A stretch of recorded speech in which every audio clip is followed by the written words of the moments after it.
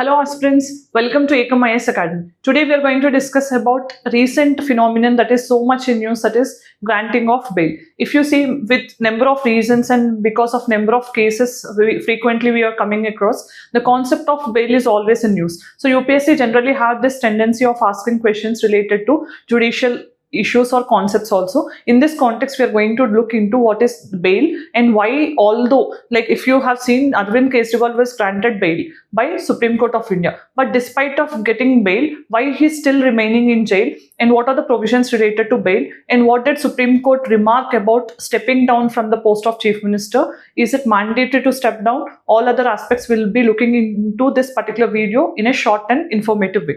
Let us discuss here. So first thing we have to keep in mind is, today Supreme Court has granted Arvind Kejriwal bail.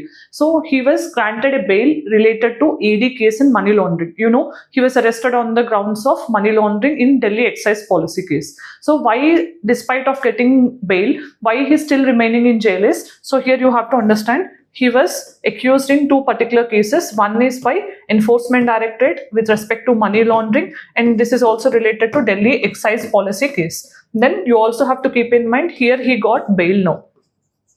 But there is also another case in which he was charged by CBI with respect to same policy on the grounds of corruption. You know, with respect to corruption, CBI is the nodal agency in India, investigating agency. So in this regard, although he got bail in this particular case, he still has to remain, because already there is an ongoing case with respect to CBI in the context of corruption with respect to Delhi excise policy. Then if you have to remember a constitutional provision under Article 20 Clause 2, you have no double jeopardy. What is the relevance here? So if you have remembered, no double jeopardy means what? You cannot suffer punishment for the same offense two times, right? So that means you cannot be punished for the same offense two times. But here the context is different in the investigating agencies, and the particular area of arrest is different, okay? So this provision will not apply. And interestingly here, Supreme Court has even also made a remark that when there is a demand that Arvind Kejriwal has to step down as a chief minister, it made an interesting remark, because judiciary doesn't have any role to say a person who has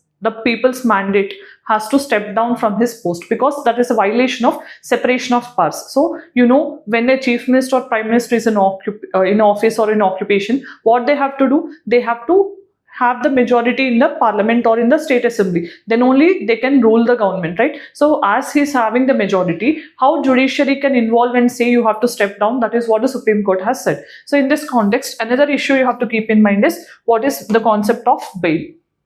Right? So first thing you have to know, bail is a temporary release of a person who is accused of one particular charge. You have to keep in mind, it is given to the person who is accused, not convicted, and this particular judgment of the case on which he was arrested is still pending. When the judgment is still pending, that particular person who is accused in that case can get a bail. So generally, what types of bail we have? We have regular bail, means you can completely be free, subject to some conditions, like you have to ensure personal bond, surety bond, etc. At the same time, you also have interim bond, interim bail. Interim means you have temporary relief. So already, if you have remembered, for election campaigning during parliamentary elections, Arvind Kejriwal was also granted interim bail. So that is temporarily. Again, you have to come back to the jail. Then third type of bail is anticipatory bail under section 438 of CRPC. Anticipatory bail means, so on the anticipation of arrest, even before the arrest, that if there is allegation or if there is any anticipation that you will get arrested, you can apply before only. That is what anticipatory bail under section 438 of CRPC. Then we also have default bail. Default bail is when a particular investigating officer or investigating agency couldn't file the charge sheet within the time limit. Normally 60 days or 90 days will be given to the criminal offenses. In case if they don't file the charge sheet within the stipulated time, the person who got arrested is eligible for default bail. Then you also have to keep in mind, bail is also applicable in two types of situations. One is bailable and non-bailable offenses. You know, bailable offenses,